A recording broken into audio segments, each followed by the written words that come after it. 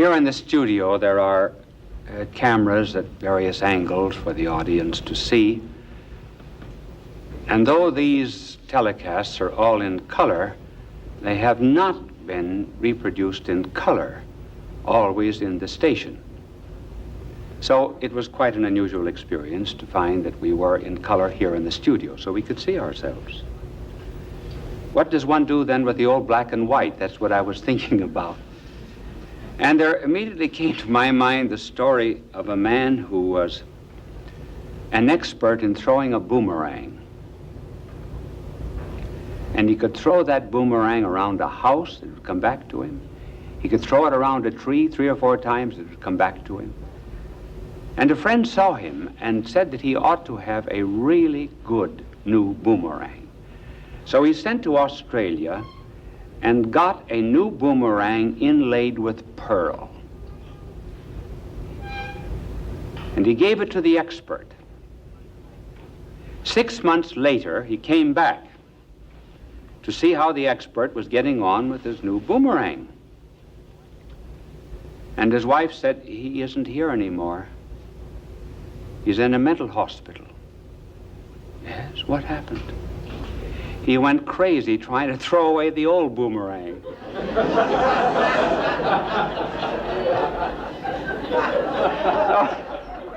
So, we're going crazy in this studio trying to throw away the old black and white. My angel is naturally always flying. But do you know that for a little relaxation, he decided a week ago to take a sea voyage. And there was a terrible storm. And almost everybody in the whole ship was seasick. And a young woman was just getting ready for bed, and she was taken very seasick. And she ran out down the corridor to the bathroom, and the angel, I don't know where an angel gets seasick, but at any rate, my angel did get seasick, and so he dashed out of his room, seasick as he could be. His wings were down, and he bumped into this girl, and oh, she was so ashamed and abashed. He says, "All right, lady, I'll never live to tell the story."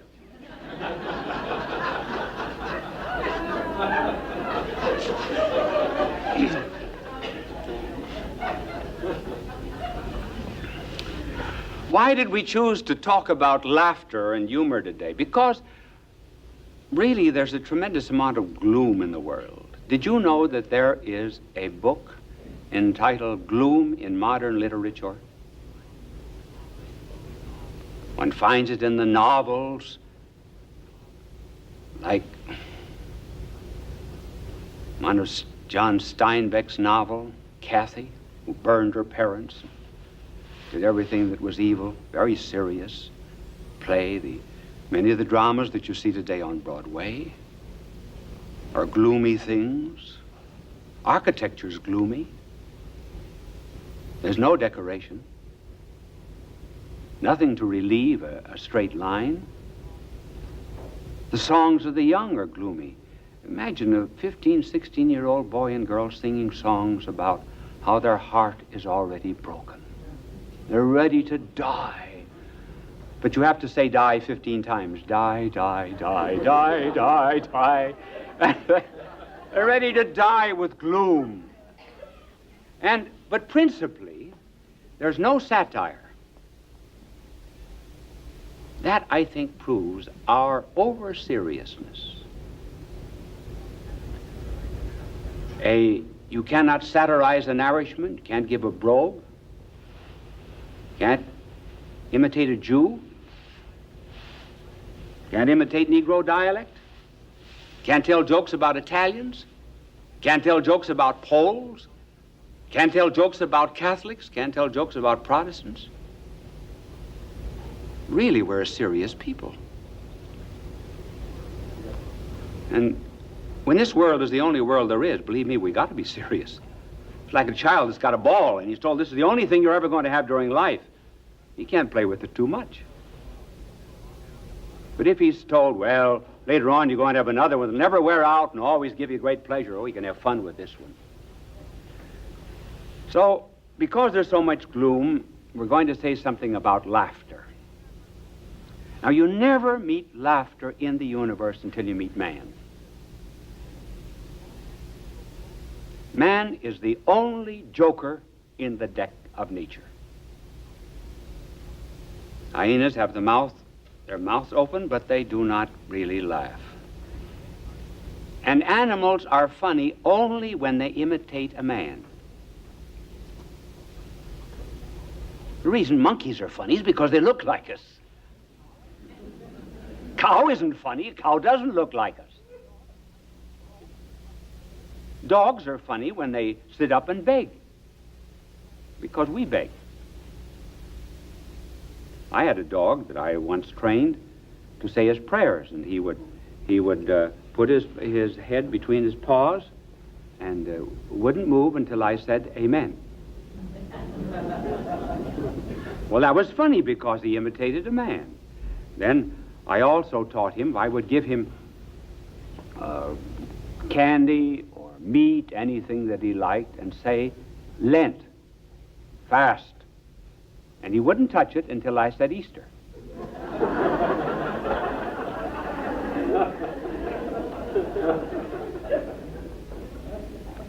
Now, why is it that you do not meet laughter until you meet man? I once gave a telecast on another side of laughter, but here I'm going to discuss it in relationship to gloom in the universe today. But why is it that man alone begins laughter in the universe? The reason is very simple. Man belongs to two worlds. He has a divine image. And then he belongs to this animal world of ours. He's like an animal. Now, when you belong to two worlds, you've got really an opportunity for humor, for laughter. And the laughter begins whenever man begins to degrade slightly this divine image. Whenever there's a falling off from dignity, not the destruction of dignity. Oh, no. For example, death is not funny, because that's the complete destruction. But where there is a decrease of value in man, then there's laughter. Now, let's just take some simple examples. We often see men walking down the street with the hat on the side of the head. We don't laugh at them. Did you ever see a bishop's mitre? It's a great big high hat, pointed to the top. This is the yarmulke. This is not a mitre. But if I one Sunday wore my mitre on the side of my head like that, I know a bishop who wears his that way because he's bald in front. Well, that's funny, see? Because this is a slight degradation of the divine image. So the straw hat on a man that walks down Broadway is not funny, but a mitre cocked on the side of my head is very funny. Take, for example, a dog running down the street is not funny. But a dog in church is very funny. Any animal in church. Why, simply because here there's a kind of an elevation out of the animal kingdom up to the divine. It's a kind of a simulation, an attempt to almost become divine, and so it becomes very funny. I heard of one priest who had a dog, and the dog came wandering around the altar as he was saying Mass, and he gave it a kick so he turned around and said, "Lord be with you," and he missed the dog, and he said, "I'll get you at the pray, brethren."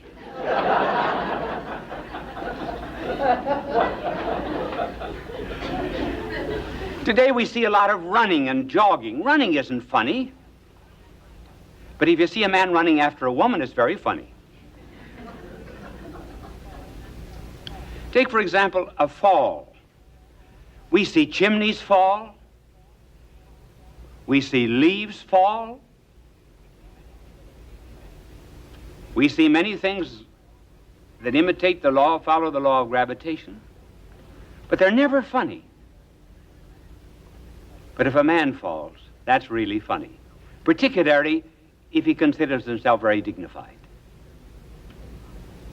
And maybe there's a profound theological significance in this. Perhaps it is related to original sin, the fall of man, which wasn't so funny in the beginning, but now is. And because man is at this borderline of the divine and the animal, we never laugh at his strength. We laugh at his weakness because of the nobility of his image. For example, if you saw a strong man lifting weights, you wouldn't laugh. But have you ever seen a strong man trying to open a drawer? That's very funny. And it's funny simply because there's the incongruity of this string not being able to open a drawer. Or trying to get a cork out of a champagne bottle. That's why everybody, when they open champagne at a party, everybody looks at the man who's opening the champagne. Because they want to see, if possible, if there's any kind of contrast. Well, that's the reason then for laughter, is because man is in some way related to the divine.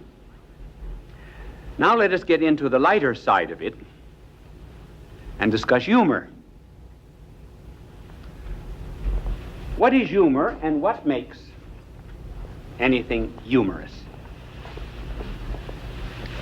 Well, humor, I think, can be described in one word. Humor is transparency. We say, for example, if a man has no sense of humor, we say he's thick.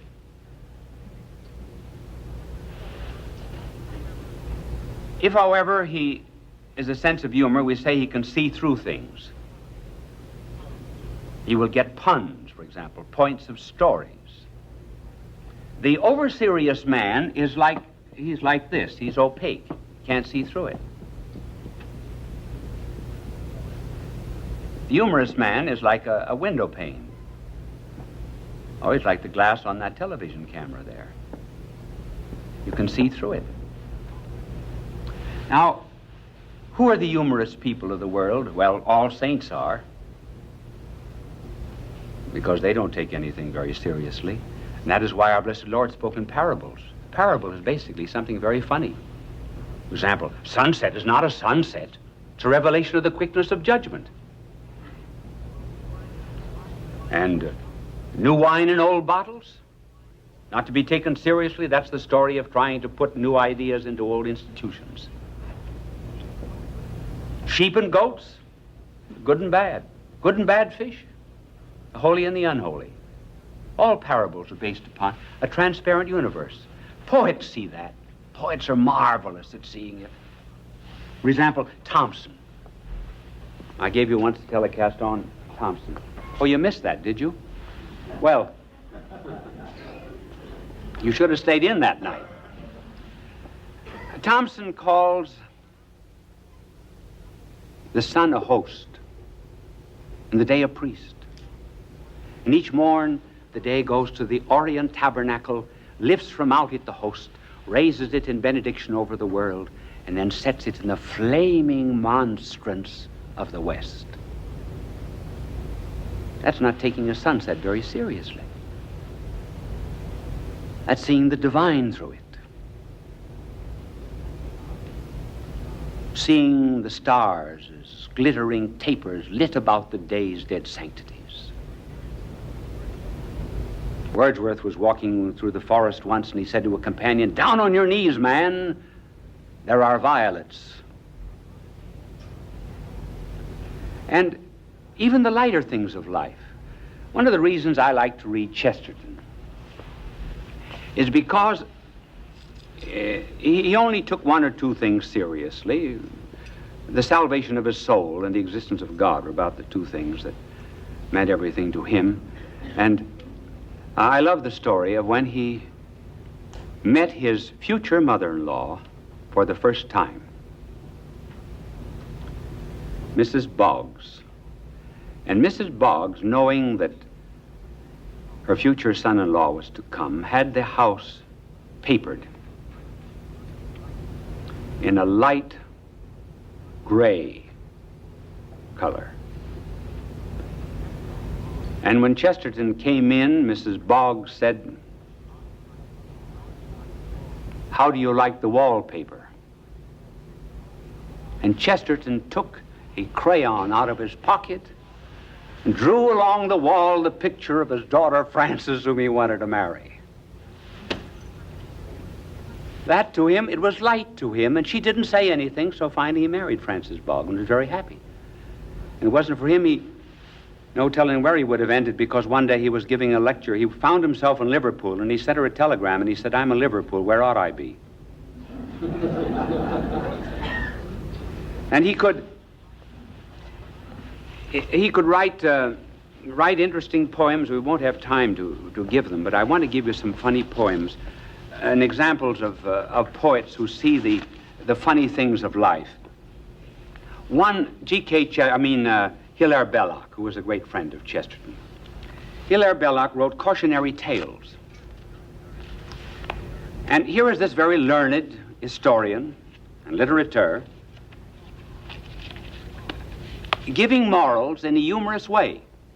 And the story of this little cautionary tale for children is not to lie. But notice how lightly he takes it. He doesn't pound down like a heavy moralist. There's humor. And this is about Matilda. Matilda told such awful lies, it made one gasp and stretch one's eyes. Her aunt, who from her earliest youth had kept a strict regard for truth, attempted to believe Matilda.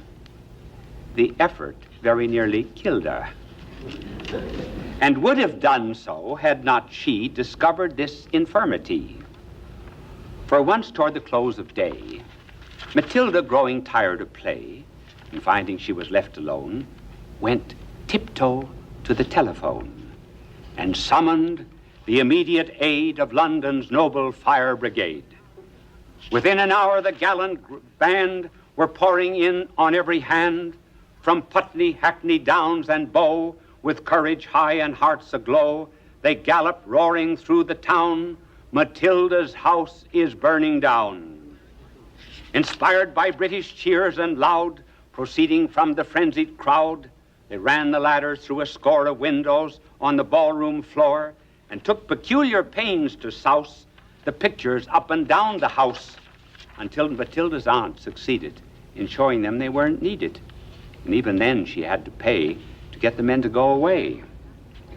Now it happened that a few weeks later, her aunt was off to the theater to see that interesting play, The Second Mrs. Tanqueray. She had refused to take her niece to hear this entertaining piece, a deprivation just and wise, to punish her for telling lies. That night, a fire did break out, and you should have heard Matilda shout. You should have heard her scream and bawl and throw the window up and call to people passing in the street, the rapidly increasing heat, encouraging her to obtain their confidence, but all in vain. For every time she shouted fire, they only answered, "Little liar." And therefore, when her aunt returned, Matilda and the house were burned.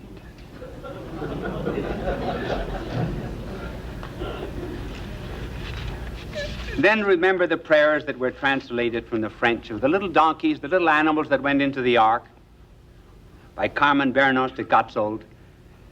This is one on the donkey.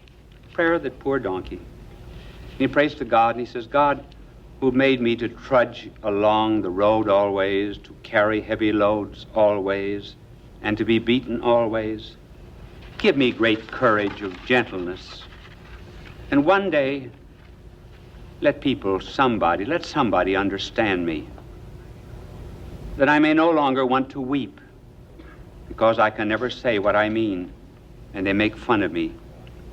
Let me find a juicy thistle and make them give me time to pick it. And Lord, one day, let me find again my little brother at the Christmas crib. That's taking the world lightly. And so on. And then there is, if I have time, there is also what is called by psychologists paradoxical intention. This is where we begin to laugh at ourselves. Spiritually, this means self-examination, when we do not take ourselves too seriously. But there are some people, for example, who get very nervous when they have to meet people, their hands sweat, they get jittery. And the psychologists have developed paradoxical intention, and they will tell them to sweat just as much as you possibly can. And say to yourself, now I'm going to sweat. I never sweated before like this, but I'm going to sweat and sweat and sweat. So they can stand off and really laugh at themselves, and they give it up. There was a boy who stuttered. And so they gave him a stuttering part in a play. And he didn't stutter. He didn't stutter because he had to stutter. And really this, I don't have time to develop, but this is a spiritual exercise of laughing at ourselves. Even seeing ourselves as sinners brings on redemption. Do you know that there is one place in Scripture where God laughs? Did you know that? In fact, it's in several places, but there is one time, I have a minute and a half, do I? Yes. There is one time when God laughs. You'll find it in the 2nd Psalm, you'll find it in the book of Proverbs, you'll find it in another one of the Psalms. I don't know whether to tell you when it is or not, where it is, or when it is. But it's this. God. She's in the suitcase. Well, where are you going? We're going down to New York to visit Bishop Sheen. And this is another true story that came to me that actually happened here in New York in the family of one of the FBI agents. The little girl, aged 3 or 4, was watching her father paint a crib. What are you doing, Daddy? Painting a crib. What color? White. Where did you get the paint? Bought it at the store. Where did you get the brush? Bought it at the store too. Daddy, at what time does the soul come into the body? When the body's about ready to receive it. Daddy, do you wear a girdle?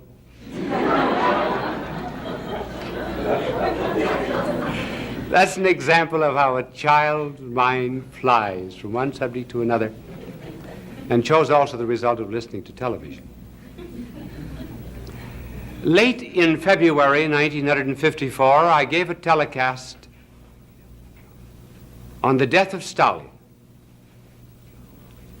It was a funeral oration over the dictator. A few days later, on the 5th of March, his death was announced. We hope that what we're saying tonight will not be so prophetic. A word about the pattern of betrayal, the formula of world revolution. We're going to show the pattern by which the Soviet Union hopes to take over the world. This proceeds in 3 steps. We'll mention the 3 and then describe each of them. This first principle applies only to themselves, namely materialism. That is their philosophy of life. The second applies to themselves and to us. It is the myth of coexistence.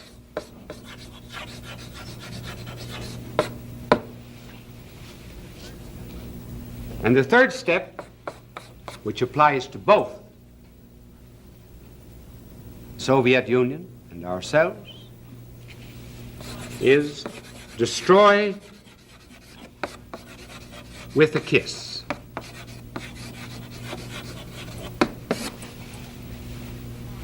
Now, this is the formula by which they have taken over so far about 33% of the world.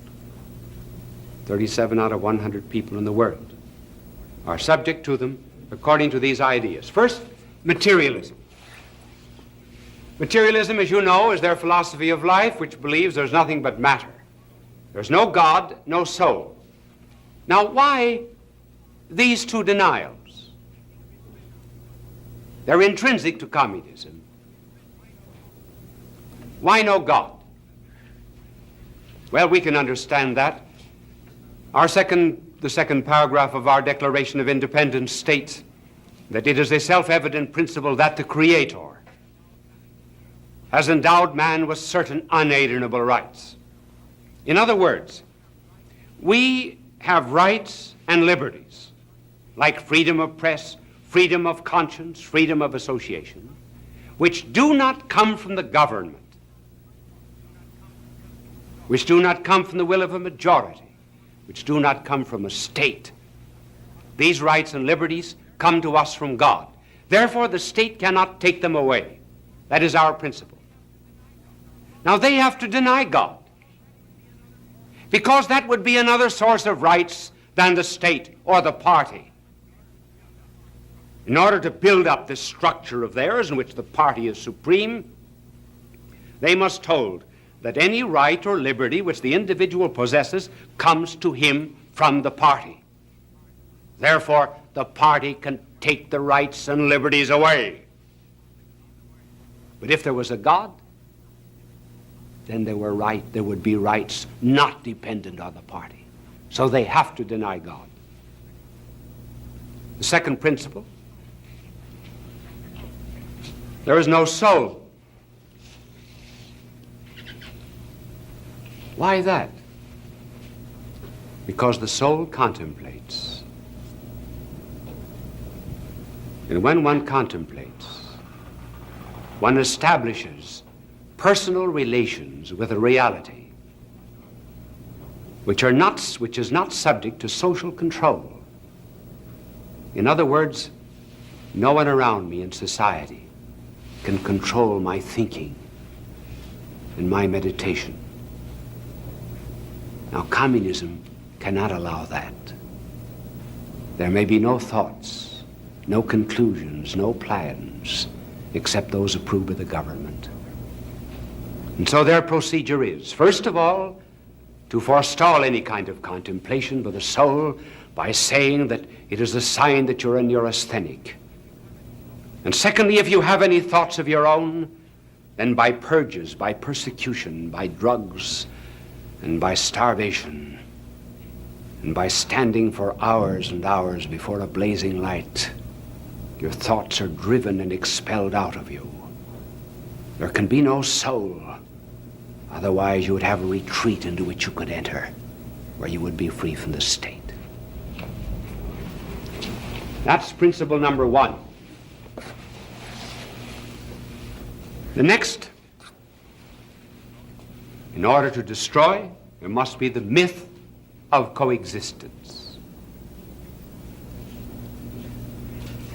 Lenin said, communism must make use of every lie, deceit, strategy, in order to further world revolution. Manuilsky, addressing the Soviet Congress, repeated something from the ancients: those whom the gods destroy, they must first make blind. In other words, they must deceive them. So the communists say, let us coexist in peace, peace, peace. At the end of the 19th century, there was the great Russian writer by the name of Soloviev, who in his work, The Three Conversations, said that in the 20th century a book would be written entitled Peace and Cooperation Among All Peoples, and it would be written by a dictator who would conquer the world. Do you know of any book that has a title like that?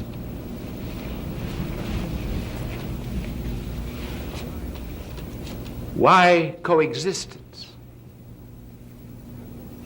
If, for example, listening to me, there's a young man and young woman in love, do you say, you, the young man, say to the young girl, let's coexist? Does a husband say to his wife, let's coexist? Unless they're fighting.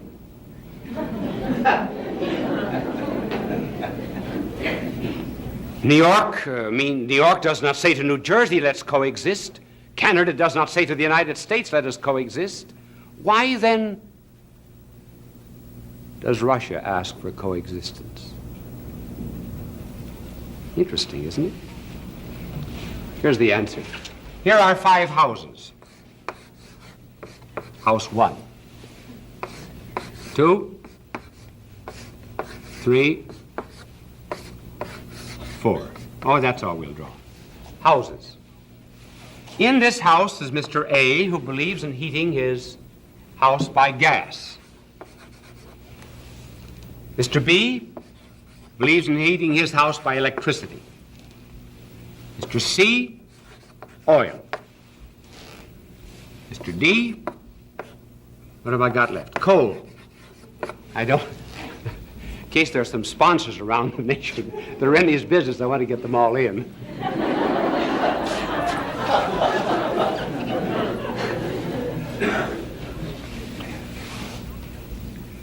Now it is agreed among them that they will use different forms of heating. There's no problem of coexistence among them. But suppose someone moves into a house down here whose name is Mr. K. Mr. K.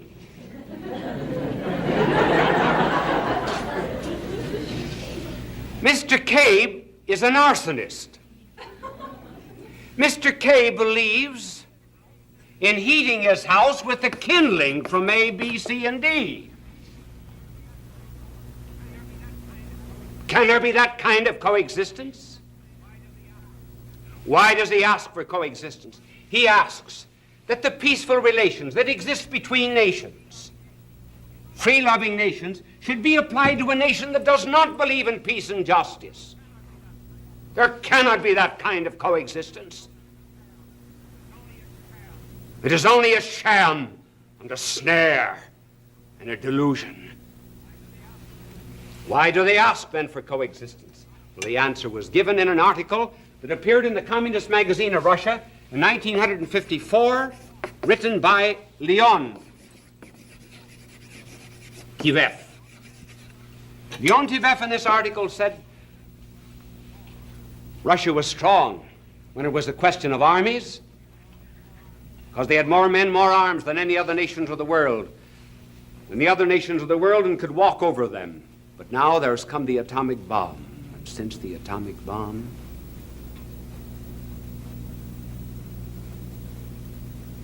there can be mutual destruction. Soviet Union would be destroyed, so would other nations. So there must be, Mr. Leontiev goes on to say, long periods of coexistence until the historic moment comes when we are ready to strike. And when does that come? When does that happen? Well, that happens at a moment of greatest friendship, when a dictator visits another country to pledge loyalty and fidelity. As, for example, in 1939, when a treaty was signed between the Soviet Union and Latvia, Estonia, and Lithuania. Now, I could just as well read this off an idiot card, but the reason I'm not reading it off an idiot card, I'm reading, so I might just as well tell you. And an idiot card, I'd have to do this. I could use a teleprompter, and then I'd have to do this. So we're reading. These are the words of Molotov. These pacts of mutual assistance strictly stipulate the inviolability of the sovereignty of the signatory nations. Note that.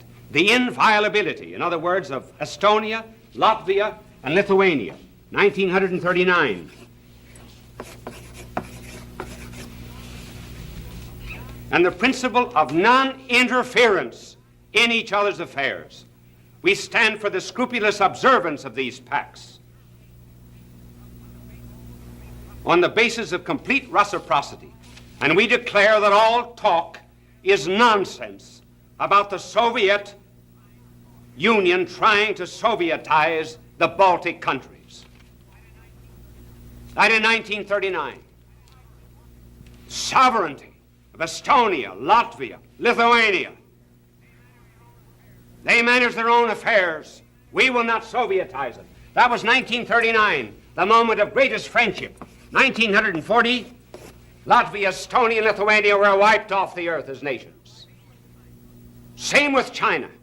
India is discovering it. Tibet is found out. In every single instance, a visit from a dictator.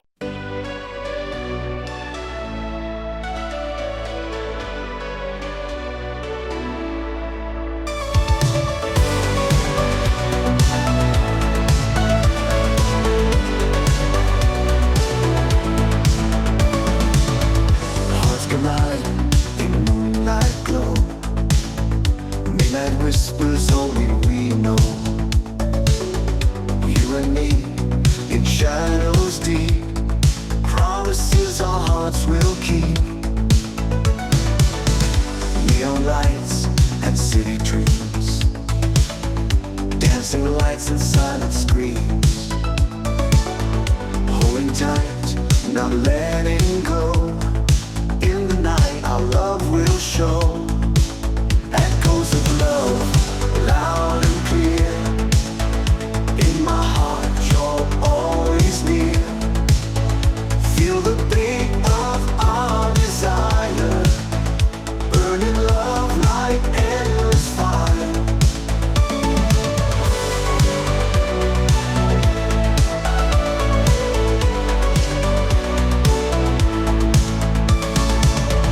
Waves crash under summer skies.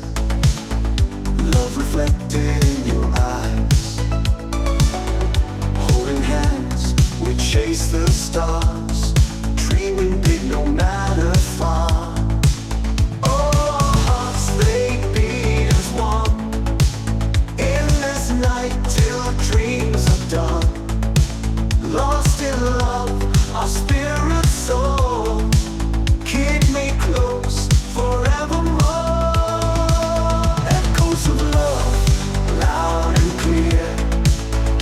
In my heart, you're always near. Feel the beat of our desire. Burning love like endless fire.